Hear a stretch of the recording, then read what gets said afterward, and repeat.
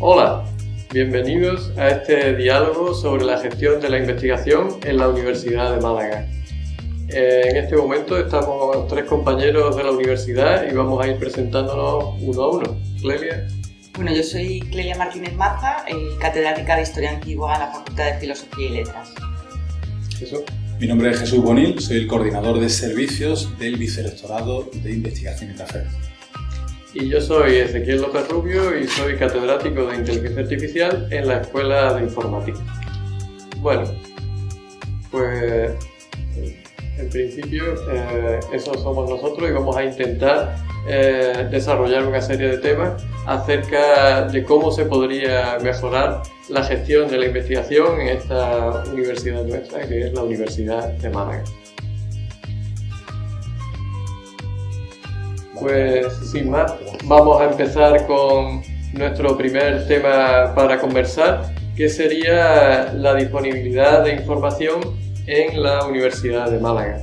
Quizá la web de la Universidad de Málaga sin duda es muy amplia y contiene muchos apartados que son muy útiles a la hora de gestionar la investigación. Se ha hecho un gran esfuerzo por desarrollar una serie de aplicaciones que facilitan el trabajo tanto de gestores como de investigadores, pero quizá exista una falta de un lugar centralizado en el que toda la información relevante para los procedimientos que hay que realizar esté disponible de manera fácil para los investigadores y no solo centralizada y fácil de acceder, sino también actualizada. Quizá eso pues podría mejorar el acceso que tienen los investigadores a esa información. Bueno, y sobre todo yo pienso en los jóvenes investigadores, porque nosotros llevamos ya mucha trayectoria y sabemos que si hay algún problema, y bueno, con mucha frecuencia es verdad que pues en la sección de investigación la cantidad de convocatorias que hay es enorme y encontrar justo la que tú necesitas con todos los procedimientos que tú necesitas es muy difícil. Pero con la experiencia, bueno, pues uno sabe hacia dónde acudir y sobre todo a qué persona puede llamar, que eso es fundamental, para que le diga dónde tiene que pinchar, en qué pestaña está la que le interesa. Entonces nosotros podemos sobrevivir, ¿no? Podemos sobrellevar con resignación, ¿no? Pues es como estar en una selva, ¿no? Pues quitando lianas, ¿no? En cambio, los jóvenes investigadores sí que se ven perdidos. Mi equipo de investigación son todos muy jóvenes y es verdad que a ellos les abruma muchísimo porque no conocen los procedimientos, ni siquiera solo conocen el suyo y a lo mejor el suyo lo conocen con una terminología que no es la que aparece en la página y entonces se encuentran pues francamente perdidos. Entonces, encontrar, como dices tú, Ezequiel, una información que sea accesible, que sea, pues eso, que se adapte también a los perfiles, ¿no? No es la misma información o nivel, ¿no? Que tiene pues, un investigador principal que tiene un investigador novel, ¿no? Y luego también una información más diferenciada, lo que son los procedimientos, lo que son las convocatorias, porque al final es verdad que está todo, pero depende del esfuerzo que tiene que hacer uno encontrarlo con suficiente antelación, porque también es verdad que digamos que el servicio de investigación, la parte que es lo que estamos hablando ahora, ¿no?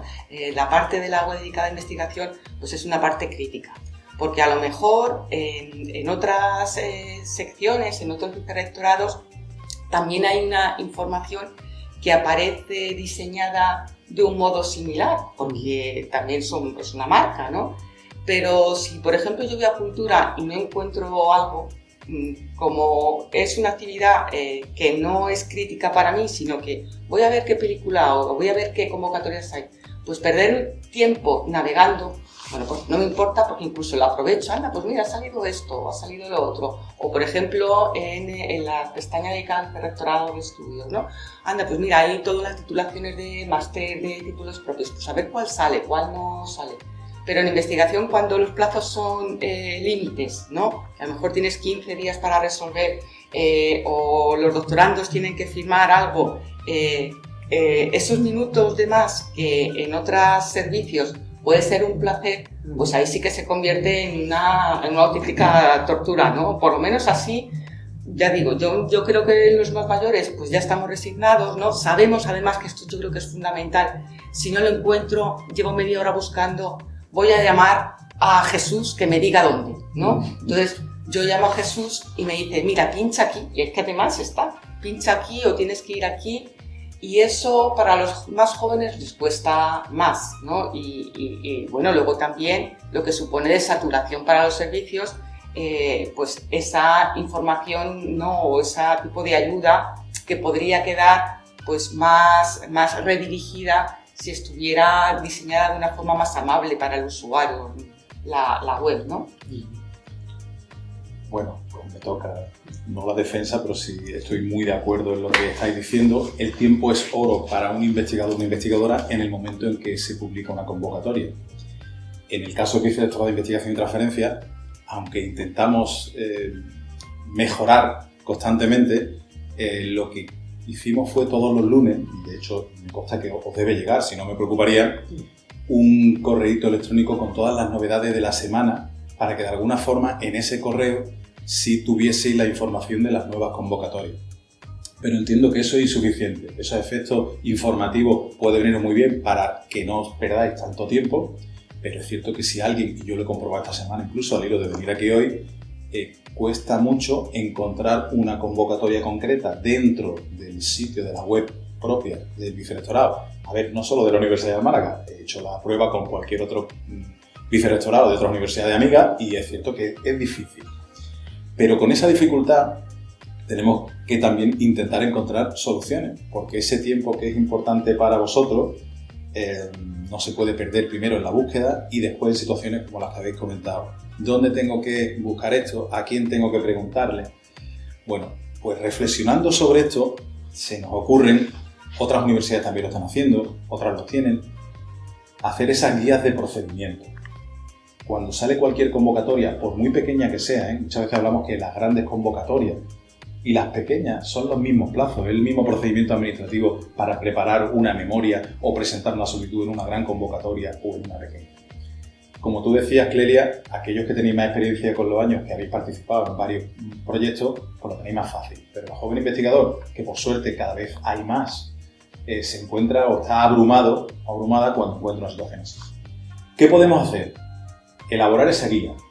Eso es fácil de decir, pero es también complicado, y os digo por qué. Elaborar una guía para cada convocatoria que tiene una casuística diferente significa invertir evidentemente ese tiempo con los recursos humanos necesarios especializados en eso para hacerlo. Pero tienen que también dejar de hacer otras cosas. Se nos ha ocurrido un plan B alternativo a la guía de procedimiento, que sería lo ideal, y al menos también que pudiera ayudar. Y es que cada vez que mandamos en la información correspondiente el correo donde diga que va o se ha publicado tal convocatoria y mandamos el enlace en el micrositio oportuno, lo que vamos a hacer es una especie de, que está muy de moda ahora, las píldoras formativas / informativas de esa convocatoria. Y lo que vamos a hacer es emplazar a aquel usuario que quiera participar en esa convocatoria a conectarse, dado que las nuevas tecnologías nos lo permiten hoy y no tenemos que estar yendo a un campus o a otro a hacer esas reuniones, a hacer esa píldora formativa para que aquel interesado en esa convocatoria, en esa píldora, pueda tener toda la información necesaria, que se la podamos mostrar, para que le sea mucho más fácil. A ver, eso puede que ayude, no va a ser la panacea, como podemos hablar, pero sí también puede ayudar, y que no lo estábamos haciendo, y yo creo que sería muy interesante. No solo con las convocatorias, sino cuando resolvemos ayudas de un plan propio y concedemos, por ejemplo, la ayuda esa que también la habréis usado alguna vez, organización de congresos. Vais a hacer un evento, vais a tener una ayuda de plan propio y ahí hay un papeleo detrás que hay que hacer, reservas de crédito, un recibí que voy a pagarle a un conferenciante porque va a venir, tengo un problema porque alguien quiere pagar el avión y después el alojamiento, lo tengo que pedir yo, lo paga él, ¿cómo se le devuelve? Bueno, eso también sería interesante que la persona que va a organizar el evento lo supiera, y sobre todo también los jóvenes que no han organizado eventos también. Así que no puedo dar otra cosa que, bueno, deciros que sí, que estoy totalmente de acuerdo con lo que estoy diciendo y que se ocurren cositas para ponerla en práctica que pudieran mejorar. ¿Pero por qué no se han hecho por ahora las guías? Sí, porque verás, no en todas las convocatorias. Si realmente entras incluso en la web, tenemos una guía para poder hacer el trámite con iTramita a la hora de pedir las estancias, a la hora de pedir contratos, se están haciendo vídeos, pero es lo que te digo, el tiempo que hay que preparar por una guía es tan grande si lo queremos hacer en todas. Entonces, yo creo que primero, hacer esa píldora formativa en cada una de ellas ya va a aliviar muchas dudas que pueda tener cualquier investigador que va a iniciarse en esto. Pero, en fin, ya hablaremos también incluso de recursos humanos, que seguramente lo toquemos en alguna otra de las cuestiones. Sí, yo creo que quizás lo interesante sea concentrarse en las convocatorias en las que haya una mayor cantidad de investigadores involucrados, porque eso incluso a vosotros como gestores os evita, como decía Clelia, muchas llamadas de teléfono para contestar más o menos el mismo tipo de preguntas. Así que todas esas iniciativas también, pero quizás habría que concentrarse pues en el plan nacional, cuando salga un proyecto de excelencia, que se sabe que masivamente casi todos los grupos de investigación de la universidad van a solicitarla, pues ahí sí quizás os salga más rentable en términos de tiempo preparar una guía o un vídeo o algo de eso. Incluso, te digo, porque la experiencia de los últimos 4 años, nosotros tenemos una serie de ayudas de plan propio en el apartado B del plan, que es para proyectos, donde están los proyectos de género que se incluyeron hace poco, los proyectos de jóvenes investigadores, proyectos puentes, proyectos para diferentes áreas, ciencias sociales y jurídicas. Lo que hemos detectado, todo eso cuando lo solicita el investigador va a evaluación externa. Eso es sintomático. Pero lo que quiero decir es que hemos notado que el volumen de solicitudes de cada uno de esos proyectos es muy grande. Tenemos, para las 4 categorías de proyectos B que os digo, hemos mandado a evaluación externa un total de 120 solicitudes. Por eso digo que ya incluso hasta estas pequeñas convocatorias de proyectos, que económicamente son pocos, ya incluso están mereciendo a lo mejor esa información o ese trato para que también tengan la formación suficiente. Por eso digo que todo se está magnificando hasta en las solicitudes de proyectos. No quería dejar de comentar que en las aplicaciones web, yo como informático eso lo vivo. Creo que es necesario mejorar sobre todo la documentación y también las guías, que haya algunas guías de uso y sobre todo que haya ayuda en línea en esas aplicaciones web, sobre todo la de comisión de servicios, también la de seguimiento de proyectos. Son aplicaciones que funcionan bien, pero que tienen una documentación en línea muy pobre. Entonces llega un momento en el que tú quieres usar la aplicación, te metes en un tipo de solicitud, pero no sabes exactamente qué es lo que hay que poner, qué opción hay que elegir, porque no hay ayuda para eso. Entonces, como es una aplicación totalmente centralizada para la Universidad de Málaga, yo creo que valdría la pena que se hiciera un esfuerzo adicional por documentar totalmente esas aplicaciones, de manera que, sea cual sea la opción que yo quiera elegir, haya una explicación relevante y actualizada de qué es lo que hay que hacer, porque ciertamente si no lo has hecho antes, como decía Clelia, pues a lo mejor no lo sabes. Si ya lo has hecho, pues dices, esta es la opción que hay que elegir porque esto es lo que yo uso. Pero, y aún haciéndola, porque, por ejemplo, comisiones de servicio, pues tampoco haces tantas al año como para acordarte cómo se hacía la última vez que te metiste en la aplicación. Y yo tengo que reconocer que para mí es que es un sufrimiento, porque pongo, por ejemplo, localidad, Rincón de la Victoria, pues si pones con minúscula no te la coge. Bueno, pero si yo estoy poniendo esto, ¿por qué no me lo coge? Entonces, nada te explica por qué no sale. Entonces, te encuentras completamente inerme, no sabes, menos mal que hay algunas casillas que al final pues decides no completar porque no sabes tampoco, y la gestión se puede hacer sin esas casillas que no se cumplen. Luego, si no hacen falta, pues para qué se ponen, ¿no? Yo, hay muchas casillas, porque hace poco hice una. Muchas casillas no sabía qué poner, ¿no? Y no son estas obligatorias, ¿no? Pero había algunas casillas que no sabía qué poner y te deja y la justifica, bueno, se cumple el plazo y digo, bueno, pero si no hace falta, ¿por qué se pone? Pues Clelia, esa queja está en el top 5 de quejas de nosotros como usuarios en la aplicación de las comisiones de servicios. Quizá haya que reflexionar un poco que a lo mejor la aplicación que se hizo con toda la buena voluntad del mundo, claro, para que fuera ágil y atendiendo a estas nuevas necesidades. Es insufrible. Pero bueno, a lo mejor habrá que darle una vuelta porque... Y luego el manual de ayuda no ayuda nada. El manual de ayuda no, porque lo que te hace es el instrumento, pero no el contenido. Entonces, pique aquí. Y claro, te vienen con un ejemplo, que además son ejemplos que a mí no me valen, ¿no? Pues que no se adecúan a lo que es mi experiencia o mis necesidades.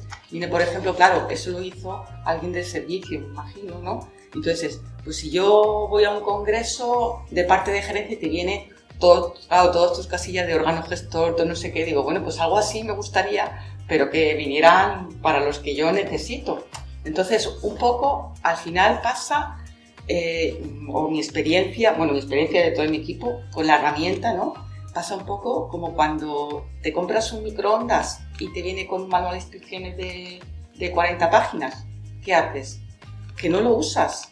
Coges y lo que haces es, bueno, pues ensayo-error, vas tocando botones, vas cogiendo el truquillo de las cosas que más necesitas y dices, mira, no sé cómo se enciende el horno, que el microondas también es horno, pues al 80%, pero bueno, para calentar el café como me vale y ya no hago más para congelar, me vale y no me leo todo y sobrevives sin leerte. Y yo creo que un poco, para mí el manual es muy desagradecido. Y una herramienta que debería ser ágil para ti se convierte en algo tortuoso porque tarda bastante tiempo en finalizar la operación que es la comisión de servicio. Pues ya te digo que trasladaremos eso a los compañeros de gerencia para pero que ya lo saben. Eso seguro que ya lo saben, ¿eh? Porque eso yo creo que es un clamor, ¿no? Pero mira, sobre todo cuando se inició todo este procedimiento de poner esa herramienta en marcha, bueno, pues todo el mundo era escéptico. Oye, que va a ser para bien. Hace ya un par de añitos o 3 que eso está en marcha y a lo mejor hay que reflexionar sobre ello. Vale, lo dejo también de cara al futuro. Sí, sin duda hay margen de mejora y hemos puesto ideas sobre la mesa.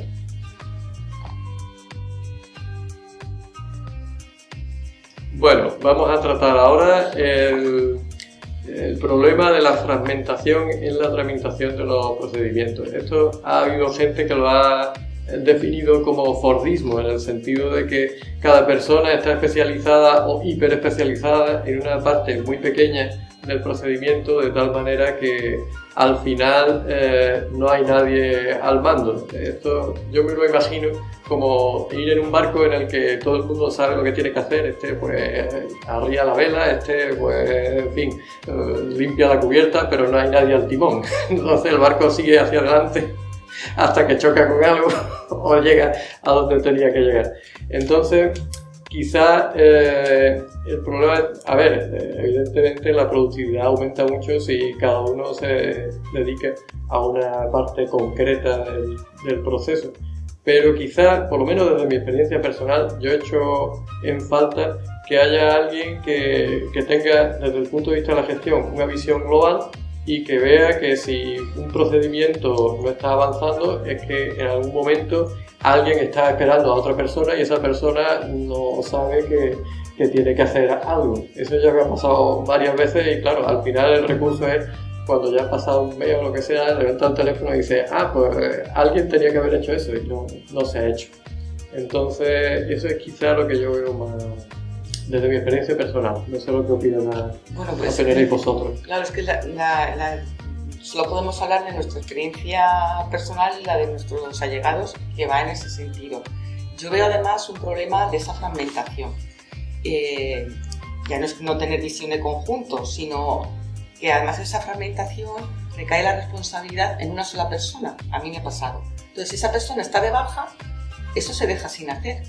Entonces, eso no puede ser, ¿no? Entonces, como hay plazo, bueno, sí hay plazo, bueno, pues y claro, tú te pones a explicar a la persona, es que mira, yo no sé cómo va esto, entonces espera, te viene mejor, y que dice, claro, te viene mejor que te esperes a que venga la otra persona que está de baja y que viene dentro de 4 días y que entonces, hay muchas veces, no es que sea un gran periodo, pero claro, a nosotros se nos acumula la responsabilidad, o sea, que nosotros somos investigadores, dedicamos ya más tiempo del que deberíamos a la gestión, pero no nos podemos quitar de la cabeza la preocupación de la gestión, porque yo no hago un procedimiento y lo dejo resuelto. Yo hago un procedimiento y tengo que estar pendiente de que ese procedimiento, que eso es lo peor, lo que quema y lo que desgasta. Tengo que estar pendiente de ese procedimiento que todavía no ha acabado y no sé cuándo va a acabar. Entonces es uno y otro, que es desgaste también para dedicarlo a las tareas que no son propias, que son la investigación. Pues a mí me ha pasado, y me pongo como ejemplo, pues para que se vea que es una circunstancia que conozco muy de cerca. Yo he llegado a hacer gestiones y no, es que ahora mismo no está. Entonces, espérate dentro de 2 días porque está fuera. Bueno, pero si es que son 2 días, pero yo tengo más cosas, tengo que esperar esos 2 días para luego volver a repetir otra vez, ¿no? Entonces, si estuviera un poco más diversificado el personal o que pudieran llevar varios proyectos al mismo tiempo, ¿no? Permitiría pues una mayor fluidez también del trabajo. Que llames, esto empezando por una fragmentación y además con una gestión que se ha informatizado en exceso. O sea, lo que no puede ser es que tú hagas todo por el gestor de peticiones, que yo defiendo el gestor de peticiones porque de otra manera no se podrían llevar todos los proyectos que existen en la universidad, pero es que en algún momento tú necesitas que una retroalimentación, que alguien te diga si eso le falta mucho, le falta un mes, le falta una hora o está mal hecho y tienes que volver a repetirlo. Y el tiempo es el mismo. Para si está mal hecho y tienes que volver a iniciar el proceso, a darle el ok o que le falta otra cosa. Entonces, que no tengas un feedback del propio gestor que te diga pues el proceso o alguien que, o sea, te deja completamente desarmado ante el gestor. Entonces, mi único consuelo es abrir de vez en cuando el gestor y ver pues el trámite y ya está. Y digo, bueno, en trámite lleva ya 2 meses y medio, ¿no? Voy a poner un ejemplo que para mí ha sido particularmente doliente porque además esto tiene luego una repercusión no solamente en nuestra investigación, sino también en la universidad y en nuestra tarea de gestión para con los órganos externos que nos financian. Pongo un ejemplo. Se acaba un proyecto FEDER ahora el 30 de septiembre. Si yo dejo de hacer gasto por esos trámites que no se han hecho en plazo y ya es demasiado tarde porque me cumple el 30 de septiembre, yo ese dinero, aparte como no gastado, cuando este dinero estaba ya en trámite para su gasto. Entonces, la sensación que doy al órgano externo es que no he querido gastarlo, no me ha hecho falta. Luego, si no me ha hecho falta, la próxima vez, y esto, bueno, además es que tiene una repercusión, bueno, pues la próxima vez el cómputo, la financiación que se dará a este tipo de proyectos, pues será menor porque el gasto que ha hecho real ha sido menor, cuando realmente yo sí que yo quería gastarlo, pero no se me ha dado ocasión para gastarlo porque si el proyecto, que eso es otro problema que hay, que si el proyecto cumple y tiene que ver, no me estoy desviando, tiene que ver con la gestión, no con esa gestión de los recursos, ¿no? Porque si el proyecto acaba el 30 de septiembre, yo no puedo dejar de gastar el 15 de julio, que es lo que se recomienda para poder asegurar que se va a cobrar, ¿no? Entonces yo no puedo gastar el 15 de julio porque en agosto se sigue trabajando y en septiembre se sigue trabajando y yendo a congresos, actividades, se siguen financiando pues publicaciones. Entonces, por supuesto que y legalmente tenemos, ¿no? ese desarrollo del proyecto hasta final. Luego lo lógico sería que el gasto se pudiera hacer hasta el final. ¿Qué pasa? Que eso es imposible, sobre todo por la lentitud del procedimiento. Y luego, y yo aquí sí que pues lanzo pues una bandera con el servicio, que cuando coges y explicas la urgencia, sí que son capaces de priorizar lo que no es importante de lo que no es. Y me refiero por los plazos, que aquí, bueno, importante no es expresar con propiedad la urgencia, lo importante es todo, ¿no? Pero lo que es urgente, porque quedan 2 días, de lo que puede dejarse para más adelante, porque el proyecto, bueno, pues el año es hasta noviembre, ¿no? Pero, y como digo, yo defiendo pero cuando se tiene esa posibilidad, y no siempre se tiene, porque el gestor de peticiones no te lo permite.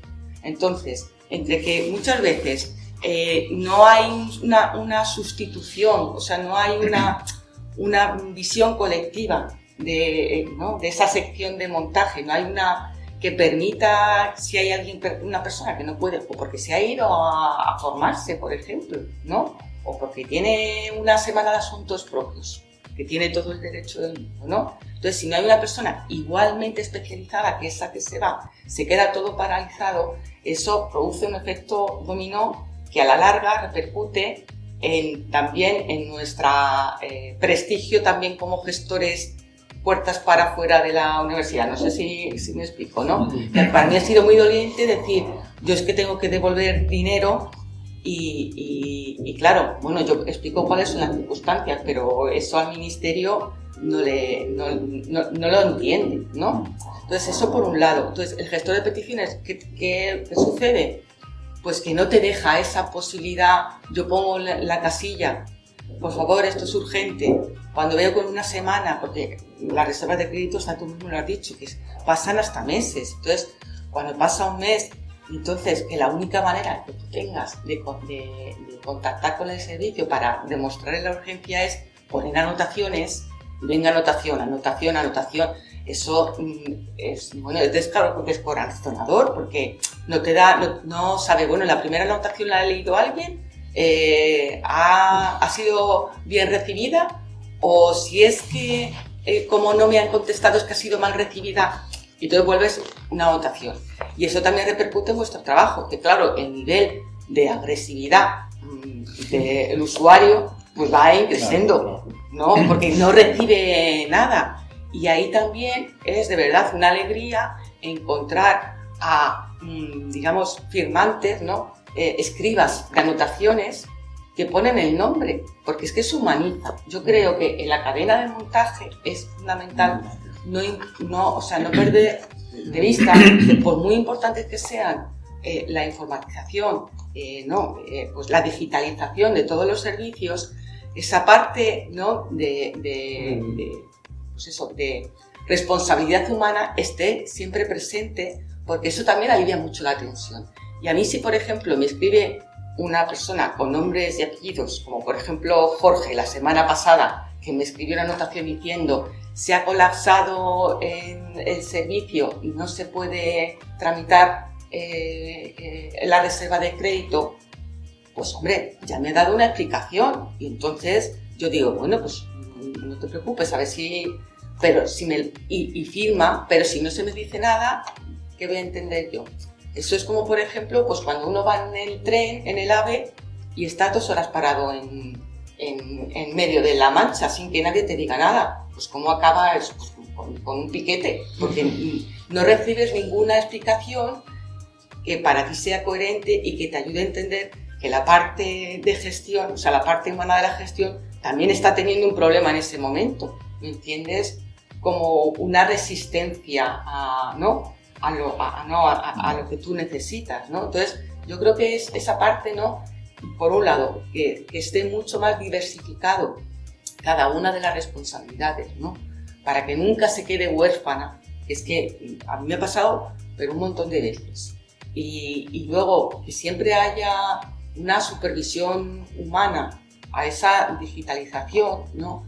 Yo creo que eso también ayuda a ser más empático, ¿no? al investigador. Que te digo, Jesús, Ezequiel, yo no sé cómo es de nervioso, ¿no? Pero te digo yo que el nivel de empatía es nulo porque no recibe nada humano de la otra parte. Y cuando la recibe, se agradece tanto como para situar el problema en su contexto y a tomar también un poco de distancia, dice, bueno, pues todavía me quedan días, ¿no? O bueno, esto se puede hacer de esta manera, ¿no?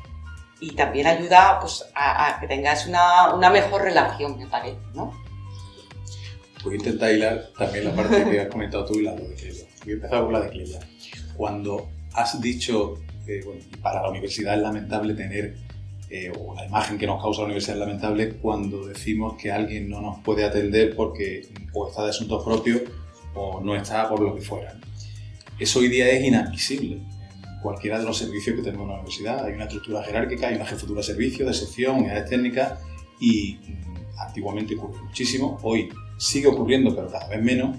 Si alguien no está, no puede dejarse un trabajo sin hacer, porque precisamente se está tendiendo y también está costando mucho a que haya mucha transversalidad y que haya multidisciplinaridad en los funcionarios correspondientes que están en los servicios.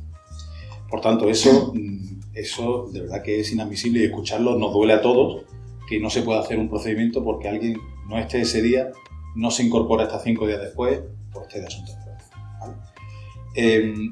Cosa importante también, cuando hay una convocatoria, digo para ver los escenarios en los que se desarrolla esa convocatoria, para que también veáis que no puede empezar en un sitio y acabar en el mismo sitio. Cuando hay una convocatoria y llega al servicio de investigación, y esto os digo que ya es muy actual, hay una persona concreto, o 2 o 3, por esa multidisciplinaridad que he comentado, que se encargan de la gestión de la misma. Y la gestión, en ese caso, lleva desde el inicio de las solicitudes hasta la resolución por parte de la entidad que fuera, nosotros o el ministerio que fuera, de esa convocatoria donde aparece ya quién es el beneficiario de la misma.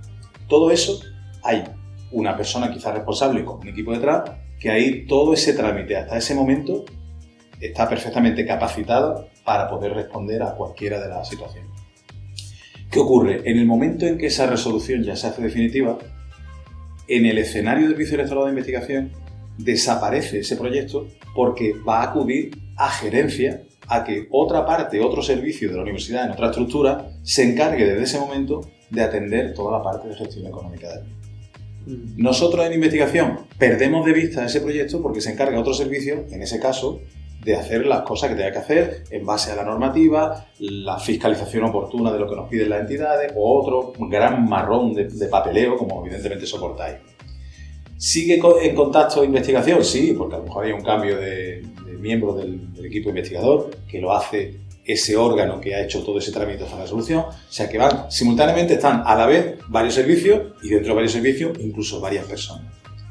Hubo una vez un intento y no salió bien, y ahora veréis también por qué, de hacer una figura, que lo copiamos incluso de una universidad pionera en eso que fue Extremadura, de crear la figura del gestor de I+D, donde ese gestor, desde el inicio de la convocatoria, estaba acompañando, ese maestro de ceremonia, que incluso comentaba también Débora en una...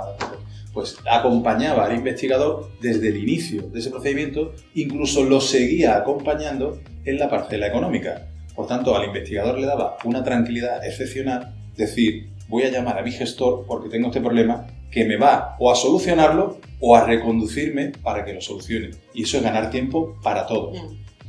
¿Cuál es el problema? Que ese gestor, como mucho, podría llevar 15 proyectos, porque si lleva más de 15 proyectos, deja de ser esa atención personalizada y eficaz que es lo que estaba buscando.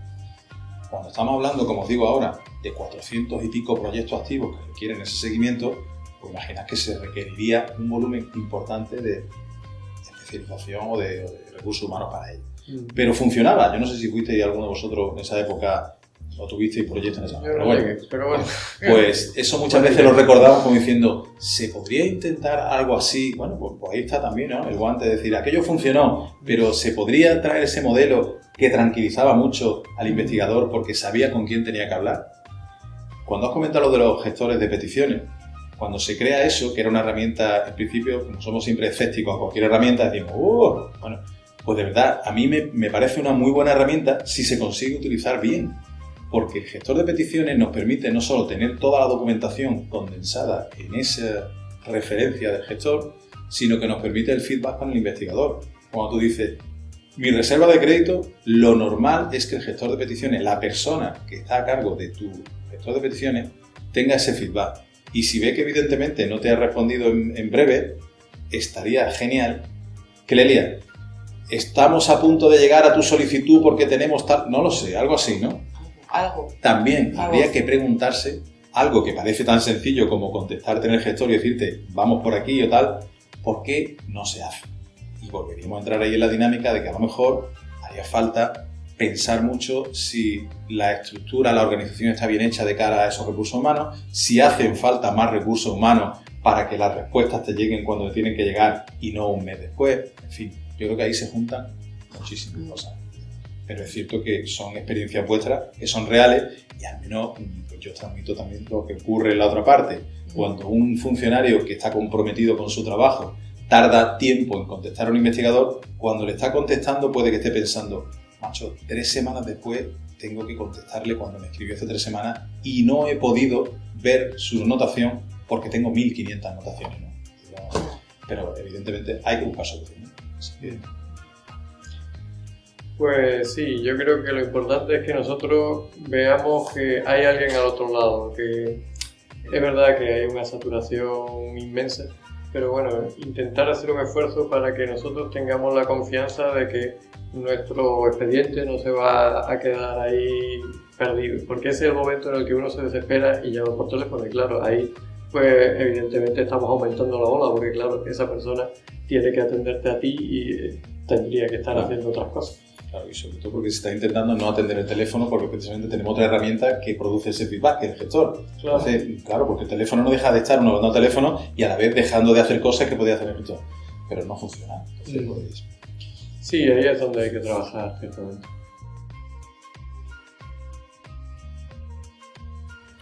Bueno, vamos a hablar ahora del perfil de los diferentes gestores que se hacen cargo de los procedimientos que es necesario llevar a cabo asociados con la investigación en la Universidad de Málaga.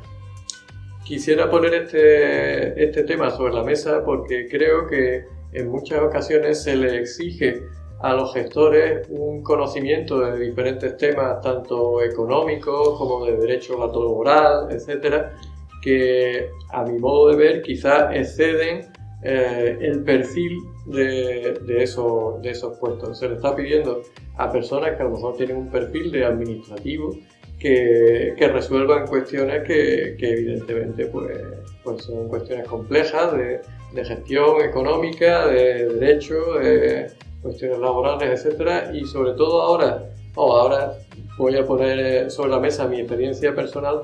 Con la reforma laboral pues tuvimos un contrato al que le pilló de lleno todo el cambio de la reforma de los contratos indefinidos y entonces yo veía que efectivamente pues, las personas no sabían qué respuesta darme porque no eran expertas en derecho ni tienen por qué serlo. Entonces, claro, estábamos en una situación un poco frustrante en el sentido de que ni esa persona sabía lo que decirme ni yo tampoco, porque yo no soy experto en derecho laboral ni se supone que debería serlo, pero era una cuestión que había que sacar adelante porque los plazos apremiaban y esa persona, pues, ese contrato tenía que salir adelante. Entonces, esto es solamente una anécdota, pero yo creo que en general se le pide a los gestores unos conocimientos que a lo mejor no son aquellos que en su momento pues se le pidieron para entrar en la función pública.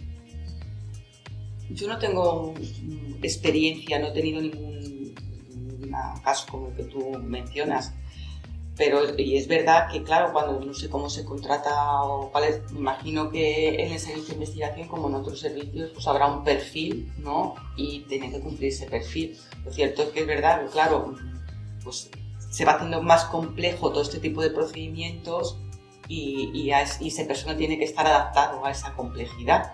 Pero también a nosotros los investigadores, yo no soy gestora, ni tengo por qué saber de hacer una comisión de servicio ni la ley de no sé qué, el apartado, o sea, ¿por qué tengo que dedicarme yo a esto? Pues tienes que hacerlo. Entonces es verdad que al final la realidad te obliga a asumir responsabilidad.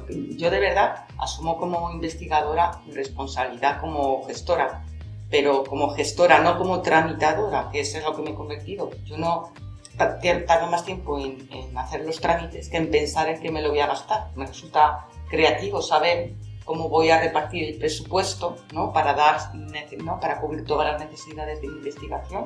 Eso me gusta, pero no me gusta tramitar y tengo que hacerlo. Pues algo, me imagino, no sé, pues me imagino que algo así habrá pasado en los servicios, que al final tienen que adaptarse a una realidad que es más compleja y entonces hay que hacer también más complejos esos perfiles, ¿no? Tiene que haber tanto el perfil base, sí. Pero también perfiles que sean más diversificados, ¿no? Os cuento un poquito porque la realidad es que el acceso a la función pública como empleado público, en nuestro caso tenemos en la Universidad de Málaga funcionarios y personal laboral. Dentro de la escala de funcionarios, que son los que evidentemente suelen trabajar en estos servicios de investigación, son de la escala general, en otra escala que son los de biblioteca y los compañeros de la escala informática. El acceso es por oposición y cuando uno accede al puesto administrativo como puesto base Y una vez que uno es administrativo, tiene opciones, a través de la provisión de los puestos de trabajo, de ir cogiendo por mérito puestos superiores que están en la relación de puestos de trabajo dentro de nuestro plan de ordenación académica. Esos puestos de trabajo que están en esa relación tienen en esa estructura, hay un jefe de servicio con unas competencias a realizar y unos requisitos formativos necesarios para ello, una jefatura de sección, algunas unidades técnicas que tienen un nivel 23 y por debajo esos puestos administrativos base. Ya os digo que cada uno, para acceder a esos puestos, dentro de la forma de acceso que os lo he explicado, hay unos concursos de provisión y se gana uno su plaza. A partir de ahí, y esto sí es interesante que también si pudiéramos intentar esa especialización que decís que es necesaria, que estos puestos tuviesen una formación específica ya en el puesto de trabajo que existe, pero quizá habría que enfocarla desde un punto de vista más específico para formarlos en parte económica, en parte de derecho, en las materias correspondientes, a ese personal que ya ha demostrado que puede estar en un nivel de este tipo y formarlo. Eso lo hacemos. ¿El problema cuál es? Pues que necesita una formación tal y tan variada y además, como he dicho antes, muy dinámica. Las convocatorias cada año vienen con muchos puntitos diferentes que a nosotros nos cuesta transmitiros a vosotros para que se puedan entender. Lo que has comentado del tema de los contratos, cuando llega la ley de la ciencia y entra en vigor y hay modificación al respecto, pues a todos nos pilla unas formas de contratación diferentes a las que teníamos, con unas obligaciones, el contrato de circunstancia de la producción, novedoso, que a los 6 meses no puede haber un contrato, se suprime el de obra y servicio y ya tiene que ser con carácter indefinido. Pues todo eso requiere, como tú dices, formación a la que hemos ido a los distintos puntos de España donde los, se supone, redactores de la ley nos han hecho la explicación oportuna, que en principio ha sido muy insuficiente al inicio, hasta que poco a poco en diferentes foros hemos conseguido todo entenderla. Pero es cierto que sí tenemos soluciones a nivel del sistema de acceso a la función pública para en algunos sitios, como puede ser la gestión económica, la parte de gerencia, pues tener algunas plazas donde el acceso a ellas sí exija una formación contable, una formación económica. Eso, de hecho, hay otras universidades que también están empezando a hacerlo, sacando algunas plazas de los cuerpos de gestión específicas en materia económica. Seguramente ayudaría eso también mucho a, independientemente de que haya falta de personal o necesidad de personal en determinados sitios. Quizá hace falta personal en muchos sitios y menos personal en otros. También es otra cosa que habría que analizar, ¿no? Pero más o menos el tema está por ahí. Se accede de una manera y la formación específica que se le pueda dar puede ayudar mucho a que al menos estén especializados, ¿no? Sin duda, coincido con ello porque efectivamente probablemente hay algunas plazas que haya que perfilar un poco para mejorar un poco el servicio.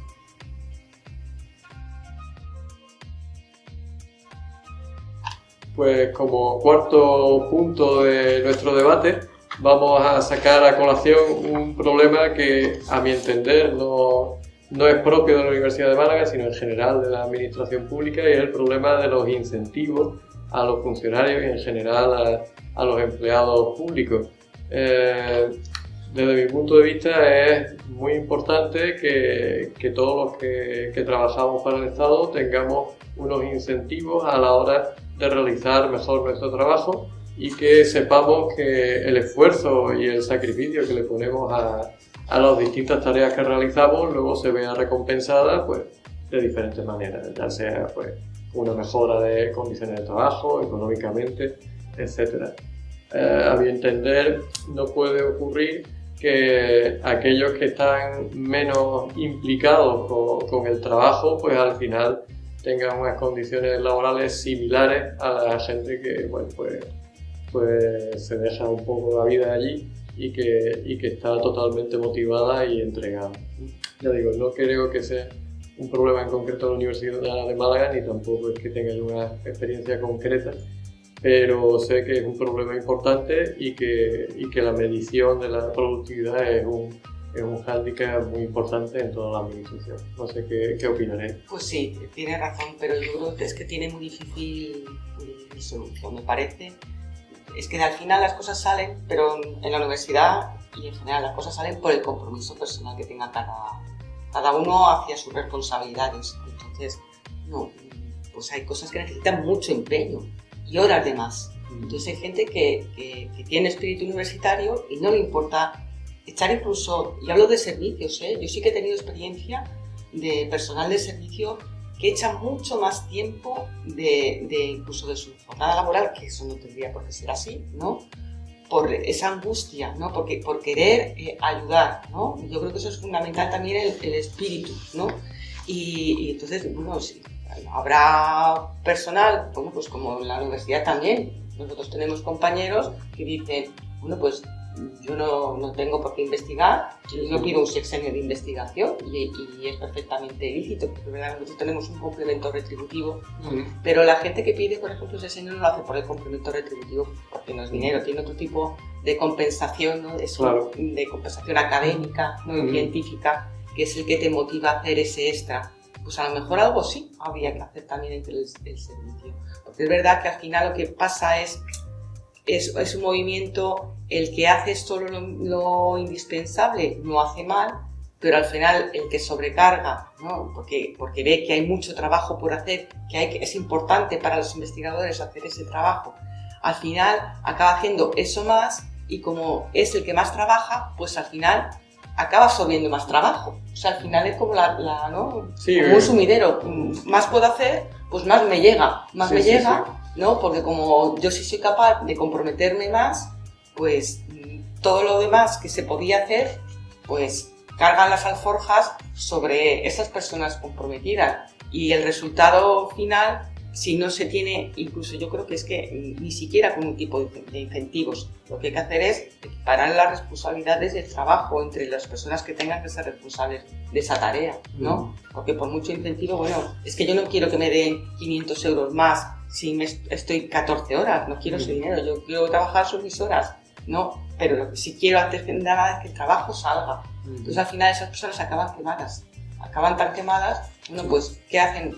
Pues me voy a otro servicio o a otra unidad donde el esfuerzo sea el que tengo que dar, pero la carga emocional y psicológica sea menor, ¿no? Yo creo que ese es el problema, que tenemos que cuidar mucho también al personal de servicio comprometido, porque al final acaba tan saturado que lo podemos perder, y desde luego eso es un tesoro que nosotros los investigadores no podemos permitir el lujo de que desaparezca. Bueno, eso es una realidad, ¿eh? El tema de la falta de motivación en un momento dado en la carrera del personal técnico de gestión de administración es una realidad.